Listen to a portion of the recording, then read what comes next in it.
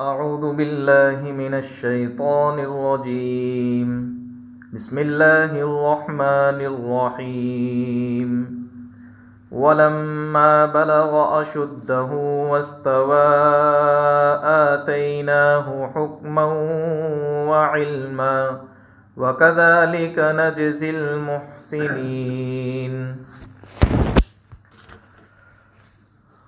آج آغاز کر رہے ہیں کہ حضرت موسیٰ علیہ السلام کا جو واقعہ گزشتہ ہفتہ ذکر ہوا، اس میں حضرت موسیٰ علیہ السلام کی پیدائش کا واقعہ تھا۔ یہ جو رکوع چل رہا ہے ہمارا، وہ سورہ قصص ہے جو 20ویں پارے میں ہے۔ اس سے پہلے ذکر کیا گیا حضرت موسیٰ علیہ السلام کی پیدائش کو، جو فرعون کے محل میں حضرت موسیٰ علیہ السلام پرورش پاتے ہیں۔ اب یہاں سے ذکر ہے کہ جب پرورش پا رہے تھے، اس درمیان جو واقعات پیش آئے، اور اس کے بعد جو حضرت موسیٰ علیہ السلام مدین کی طرف جانے لگے، تو ایسا کون سا واقعہ پیش آیا کہ جس کی وجہ سے ہجرت کرنی پڑی مدین کی طرف، اور پھر مدین میں کیا واقعات پیش آئے حضرت موسیٰ علیہ السلام کے ساتھ۔ اللہ تبارک و تعالیٰ کا فرمان ہے کہ جب حضرت موسیٰ علیہ السلام سن بلوغ کو پہنچ گئے تو ہم نے ان کو حکمت اور علم عطا فرمایا، اور اسی طرح ہم نیکوکاروں کو بدلہ دیتے ہیں۔ وَدَخَلَ الْمَدِينَةَ عَلَى حِينِ غَفْلَةٍ مِّنْ أَهْلِهَا فَوَجَدَ فِيهَا رَجُلَيْنِ يَقْتَتِلَانِ هذا من شيعته وهذا من عدوه فاستغاثه الذي من شيعته على الذي من عدوه فوكزه موسى فقضى عليه قال هذا من عمل الشيطان إنه عدو مضل مبين۔ ایک انوکھا واقعہ پیش آیا کہ جب حضرت موسیٰ علیہ السلام داخل ہوئے شہر میں، اور ایسے وقت میں داخل ہوئے کہ جس وقت غفلت کا وقت تھا۔ حضرت موسیٰ علیہ السلام فرعون کے محل میں یعنی دارالسلطنت میں پرورش پاتے تھے۔ اب دارالسلطنت میں عام طور پر حضرت موسیٰ علیہ السلام نے اپنا وقت جوانی کے بعد میں باہر گزارا، دارالسلطنت سے باہر گزارا۔ کیوں؟ وجہ یہ تھی کہ انہوں نے دیکھ لیا اور پرکھ لیا کہ یہاں بتوں کی، انسانوں کی پوجا ہو رہی ہے، اور حضرت موسیٰ علیہ السلام کو اللہ تبارک و تعالی نے ایسا علم اور حکمت عطا فرمائی تھی کہ نبی تو بعد میں بنائے گئے، لیکن پہلے ہی سچے کا، برے کا، کھوٹے کا، اچھے کا تمیز ان کے اندر آ گیا تھا۔ چنانچہ اسی پیش نظر حضرت موسیٰ علیہ السلام اپنا اکثر وقت باہر گزارتے دارالسلطنت سے۔ قرآن کریم میں ذکر ہے جس وقت دارالسلطنت میں آ رہے تھے تو وہ ایسا وقت تھا جو غفلت کا وقت۔ غفلت کے وقت میں مفسرین نے 2 وقت لکھے ہیں، ہو سکتا ہے ممکن ہے دوپہر میں جیسے لوگ آرام کر کے اٹھتے ہیں، قیلولہ کر کے، وہ وقت ہو، یا پھر صبح کا وقت ہو جب رات میں آرام کر کے اٹھتے ہیں، تو اس وقت غفلت رہتی ہے۔ تو اس وقت کیا دیکھا موسیٰ علیہ السلام نے کہ 2 شخص آپس میں جھگڑ رہے ہیں، اور 2 شخص میں سے ایک وہ ہے جو حضرت موسیٰ علیہ السلام کی قوم کا یعنی بنی اسرائیل سے، اور دوسرا قبطی ہے جو مصری ہے، جو فرعونی لاؤ لشکر میں سے ہے۔ یہ دونوں شخص آپس میں جھگڑ رہے تھے، اور موسیٰ علیہ السلام نے، اس شخص نے موسیٰ علیہ السلام سے استغاثہ کیا، مدد طلب کی کہ مجھے بچائے، مجھے یہ شخص مار رہا ہے، مجھے بچائیں۔ حضرت موسیٰ علیہ السلام نے اسی بچانے کے لیے جو بنی اسرائیلی تھا، ان کی قوم کا تھا، جو قبطی سے جھگڑ رہا تھا، قبطی کو پکڑا، اور موسیٰ علیہ السلام نے ایک تھپڑ، ایک تماچا رشید کیا، اور ایک تھپڑ ہی میں وہ جو قبطی تھا اس کی جان نکل گئی، ایک تماچے میں اس کی جان نکل گئی۔ موسیٰ علیہ السلام نے فرمایا ھذا من عمل الشیطان، یہ تو شیطان کا کام ہے کہ اس کی جان نکل گئی، میں نے تو ایک تماچا رشید کیا اور اس کی جان نکل گئی۔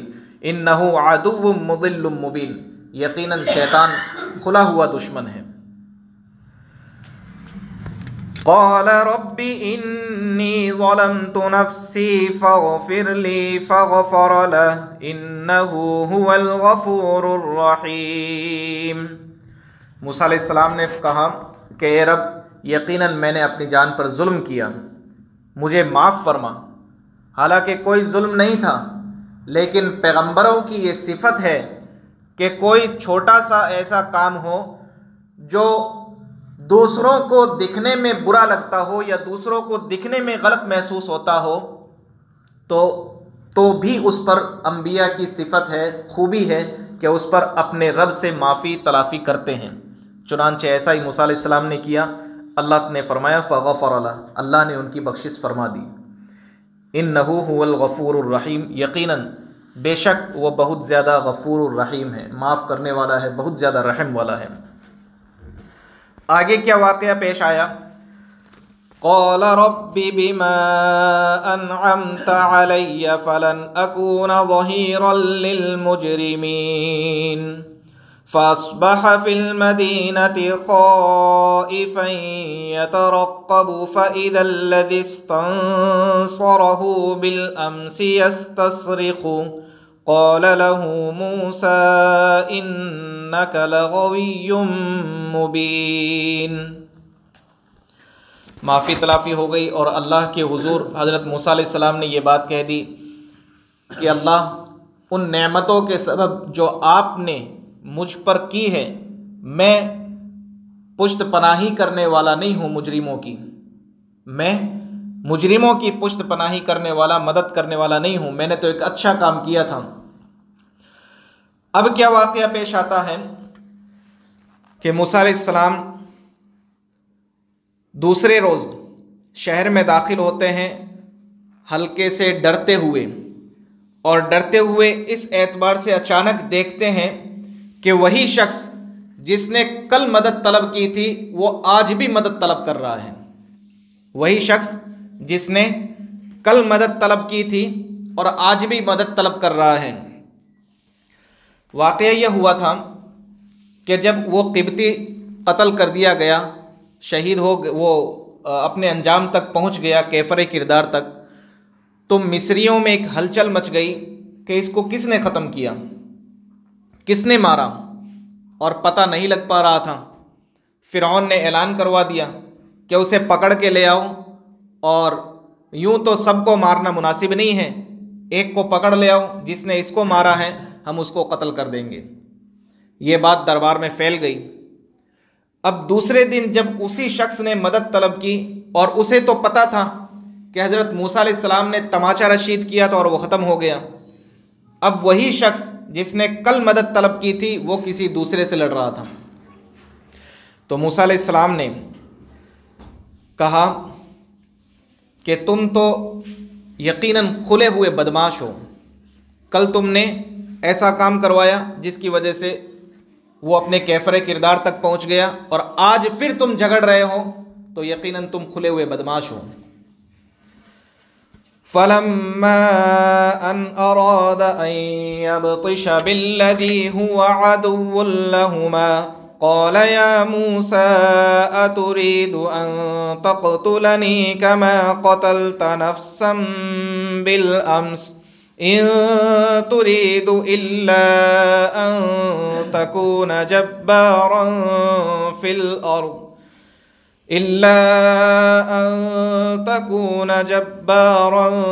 فِي الْأَرْضِ وَمَا تُرِيدُ أَن تَكُونَ مِنَ الْمُصْلِحِينَ۔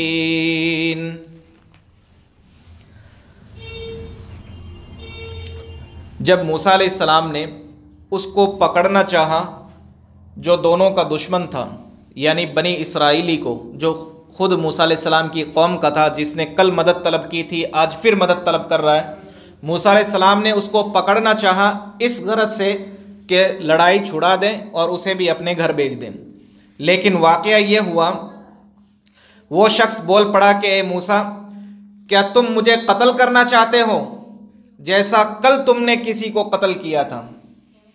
اے موسیٰ، تم مجھے قتل کرنا چاہتے ہو جیسا کل تم نے ایک کو قتل کیا تھا۔ اس وقت اس فرعونی کو، قبطی کو، مصری کو پتہ چل گیا کہ موسیٰ علیہ السلام ہی نے قتل کیا تھا کل۔ چنانچہ یہ بات پتہ چل گئی، اور پتہ چلتے ہی وہ شخص فوراً دوڑتا ہوا گیا دربار میں کہ مجھے اس شخص کا پتہ چل گیا جس نے قبطی کو مارا تھا۔ اب یہ بات اسی کی زبان سے نکل گئی۔ اب واقعہ یہ ہوا کہ جب پتہ چل گئی یہ بات کہ دربار میں پرورش پانے والے شخص موسیٰ نے اس کو قتل کیا، تو تمام لوگوں کو جمع کر کے فرعون نے اعلان کروا دیا کہ اسے پکڑ کے لے آؤ۔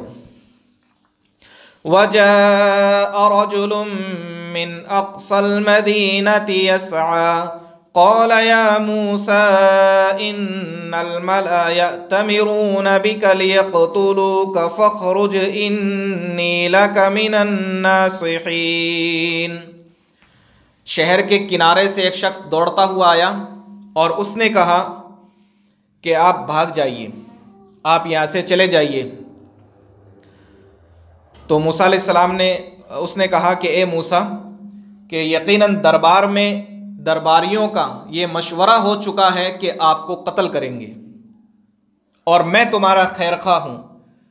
مفسرین نے لکھا ہے کہ درباریوں میں ایک شخص موسیٰ علیہ السلام کا خیر خواہ تھا، اور وہی دوڑتا ہوا آیا اور اسی نے حضرت موسیٰ علیہ السلام کو خبر کی کہ موسیٰ، تمہارے لیے فیصلہ ہو چکا ہے کہ تمہیں قتل کریں گے، چنانچہ تم یہاں سے چلے جاؤ۔ فخرج منها خائفا يترقب قال رب نجني من القوم الظالمين۔ چنانچہ موسیٰ علیہ السلام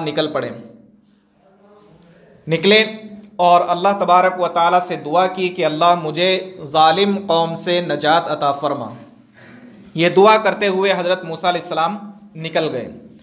وَلَمَّا تَوَجَّهَ تِلْقَاءَ مَدْيَنَ قَالَ عَسَىٰ رَبِّي أَن يَهْدِيَنِي سَوَاءَ السَّبِيلِ۔ کوئی خبر نہیں کہ کہاں نکلنا ہے، کہاں کس طرف جانا ہے، نہ توشہ ہے نہ راستے کا پتہ ہے، لیکن اللہ تبارک و تعالیٰ کی مدد طلب کرتے ہوئے، اللہ سے مانگتے ہوئے نکل پڑے، اور رخ کیا کس جانب؟ مدین کی جانب۔ مدین کی جانب اس لیے رخ کیا کہ چونکہ موسیٰ علیہ السلام ابراہیم علیہ السلام کی پشت میں سے ہیں، اور مدین ابراہیم علیہ السلام کی نسل رہتی تھی، اس لیے موسیٰ علیہ السلام کو تھوڑا یہ خیر معلوم ہوا کہ مدین کی طرف ہو سکتا ہے کہ میری قوم والے کچھ لوگ ملے اور مجھے بچا سکیں، یا میری وہاں پرورش ہو سکیں، میں وہاں کچھ ایام گزار سکوں۔ اللہ سے دعا کرتے ہوئے اور اللہ تبارک و تعالیٰ سے امید رکھتے ہوئے کہ اللہ مجھے صحیح راستے پر لے جائے۔ وَلَمَّا وَرَدَ مَاءَ مَدْيَنَ وَجَدَ عَلَيْهِ أُمَّةً مِّنَ النَّاسِ يَسْقُونَ وَوَجَدَ مِن دُونِهِمُ امْرَأَتَيْنِ تَذُودَانِ قَالَ مَا خَطْبُكُمَا قالتا لا نسقي حتى يصدر الرعاء وأبونا شيخ كبير۔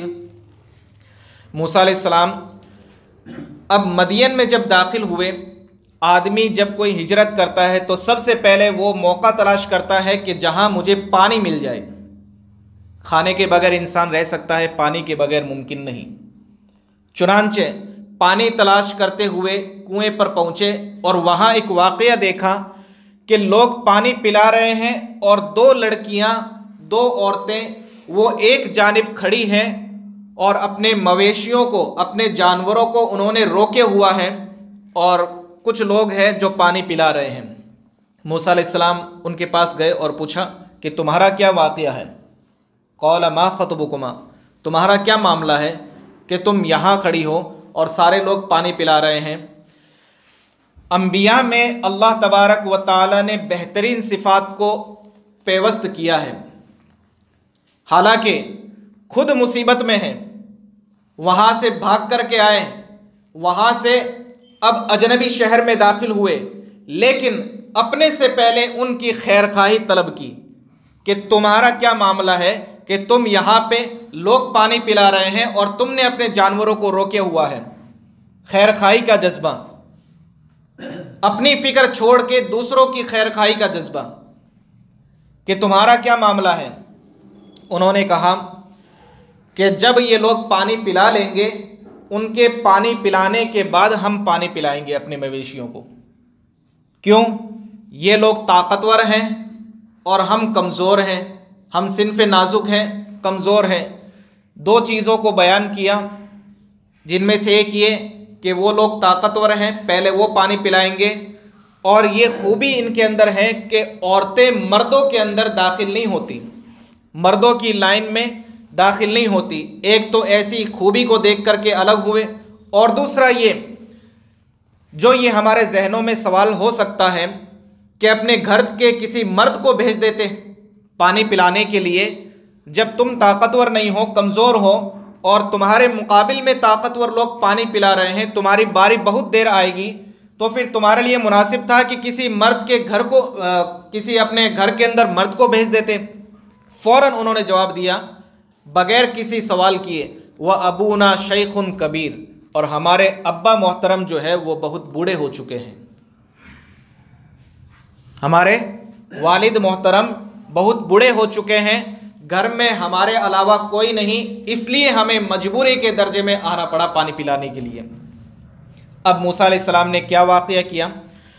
فَسَقَىٰ لَهُمَا ثُمَّ تَوَلَّىٰ إِلَى الظِّلِّ فَقَالَ رَبِّ إِنِّي لِمَا أَنزَلْتَ إِلَيَّ مِنْ خَيْرٍ فَقِيرٌ۔ موسیٰ علیہ السلام فوراً گئے، ڈول اٹھایا اور ڈول ڈالا، پانی پلا دیا اور ان لوگوں کو روانہ کر دیا، دونوں بچیوں کو اپنے گھر کے لیے روانہ کر دیا، وہ چلے گئے۔ اور سارے لوگ حیرت سے دیکھنے لگے کہ جسے لوگ دو دو ہاتھوں سے بڑی طاقت کے ساتھ اٹھاتے ہیں، اور موسیٰ علیہ السلام نے اکیلے اٹھا کر کے اس کو فوراً ڈول ڈالا، پانی نکالا اور ان مویشیوں کو پانی پلا دیا اور چلے گئے، اور جا کر کے پانی پلا دیا، ان کو روانہ کیا، اور پھر کسی درخت کے سائے میں جا کر بیٹھ گئے اور اللہ سے اب دعا کی کہ اللہ جو تم میرے لیے کچھ بھیج دے میں اس کا محتاج ہوں۔ خیر خواہی کر دی، بھلائی کر دی، بھلائی کرنے کے بعد اللہ سے دعا کر لی کہ اللہ اب جو کچھ میری جانب تو بھیج دے میں اس کا محتاج ہوں۔ فَجَاءَتْهُ إِحْدَاهُمَا تَمْشِي عَلَى اسْتِحْيَاءٍ قالت ان ابی يدعوك ليجزيك اجر ما سقيت لنا فلما جاءه وقص عليه القصص قال لا تخف نجوت من القوم الظالمين۔ ان دونوں میں سے ایک لڑکی واپس آئی اور انہوں نے کہا کہ ہمارے ابا جان آپ کو بلا رہے ہیں، ہمارے ابا جان آپ کو بلا رہے ہیں، اور قرآن نے ذکر کیا ہے کہ وہ آئی کس انداز سے، تمشی علی استحیا، بالکل کنارے چلتی ہوئی حیا کے ساتھ۔ قرآن نے ان کا نام نہیں لکھا، ان کی باتوں کو درج نہیں کیا، لیکن ان کی چال کو ذکر کیا کہ عورتوں میں یہ چال ہونی چاہیے، تمشی علی استحیا، حیا کے ساتھ کنارے چلتی ہوئی آئی۔ اور موسیٰ علیہ السلام انہوں نے کہا کہ چلیے، موسیٰ علیہ السلام نے اس کو کہا تم میرے پیچھے چلو گی اور میں آگے چلوں گا، اور تمہیں اشارہ کرنا ہے جس جانب مڑنا ہوگا، پتھر سے یا کسی چیز سے اشارہ کر دیں۔ چنانچہ پہنچ گئے دربار میں، اور وہاں ان کے جو والد محترم تھے انہوں نے پوچھا کیا معاملہ ہے؟ موسیٰ علیہ السلام نے پورا واقعہ اپنا پیش کر دیا، پورا جتنا بھی قصہ ہوا تھا، کون تھے، کیا واقعہ پیش آیا، کیوں آئے، کیوں ہجرت کی، کیا واقعہ پیش آیا، اور یہاں آپ نے کیوں بلایا، وہ سارا کا سارا معاملہ پیش کر دیا۔ انہوں نے کہا قال لا تخف، مفسرین نے لکھا ہے کہ یہ حضرت شعیب علیہ السلام ہیں، حضرت شعیب علیہ السلام ہیں، اور ان کی دو بیٹیاں تھیں جو وہ وہاں پہ آئی تھی، چونکہ وہ بھی نبیوں کے خاندان میں سے تھی، اس لیے یہ ساری صفات اللہ نے ان کے اندر درج کی تھی، رکھی تھی۔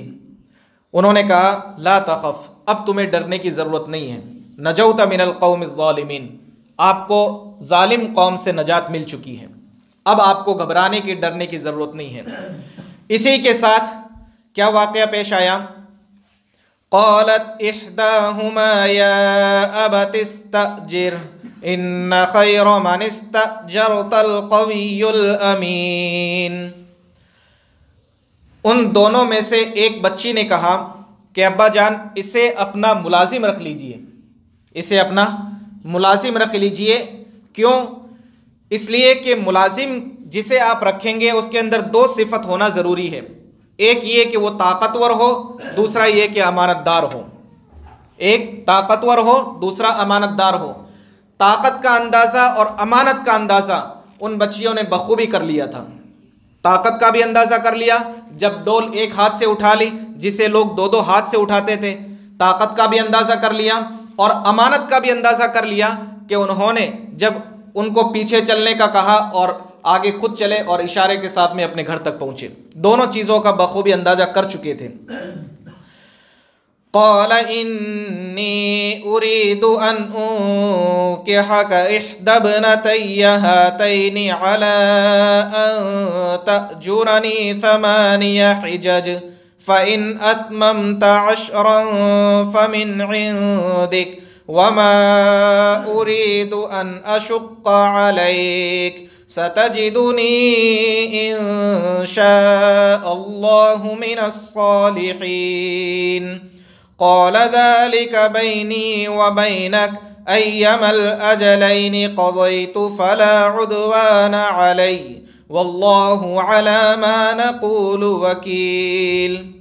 حضرت شعیب علیہ السلام نے کہا کہ اب تمہارے لیے ہم ایک اور انتظام کرتے ہیں، وہ یہ کہ ہم ان دونوں بچیوں میں سے کسی ایک کے ساتھ تمہارا نکاح کر دیں گے، کسی ایک کے ساتھ تمہارا نکاح کر دیں گے، اور اس نکاح کے لیے شرط یہ ہے کہ آپ ہمارے یہاں پہ 8 سال تک ملازمت کریں گے، 8 سال تک ملازمت کریں گے، یہی تمہارے لیے مہر ہے، اور اگر تم اسے 10 سال کر دو تو یہ تمہارے لیے بہتر ہے۔ موسیٰ علیہ السلام نے کہا کہ آپ مجھے چھوڑ دیجئے کہ چاہے میں پہلی مدت کو پورا کروں یا دوسری مدت کو، چاہے میں 8 سال پورے کروں یا 10 سال، یہ میرے اوپر ہے۔ چنانچہ یہ طے ہو گیا، اور حضرت موسیٰ علیہ السلام نے کہا کہ یہ جو بات ہم کر رہے ہیں، یعنی اس شرط کی بات ہم کر رہے ہیں نکاح کی، اور یہ مہر قرار پا رہا ہے ہمارا، تو اس کے اوپر گواہ کون ہے؟ اللہ تبارک و تعالیٰ گواہ ہے۔ چنانچہ اللہ تبارک و تعالیٰ نے بہترین انتظام فرمایا، خیر خواہی کا جذبہ سامنے آیا، ایسی صفات ہمارے سامنے جو موسیٰ علیہ السلام کو اللہ تبارک و تعالیٰ نے دی تھی۔ یہ چونکہ دوسرا واقعہ حضرت موسیٰ علیہ السلام کا جو مصر سے نکلنے کے بعد مدین کی طرف گئے، پہلا واقعہ ذکر کیا جا چکا، آج دوسرا واقعہ ذکر کیا جا چکا ہے۔ اب یہاں سے پوری مدت کو مکمل کرنے کے بعد حضرت موسیٰ علیہ السلام آگے چلتے ہیں، جس کا انشاءاللہ تعالی آئندہ ہفتے تفسیر کی جائے گی۔ اللہ تبارک و تعالی عمل کی توفیق نصیب فرمائے۔ وآخر دعوانا ان الحمدللہ رب العالمین۔ سنت ادا کر لیں۔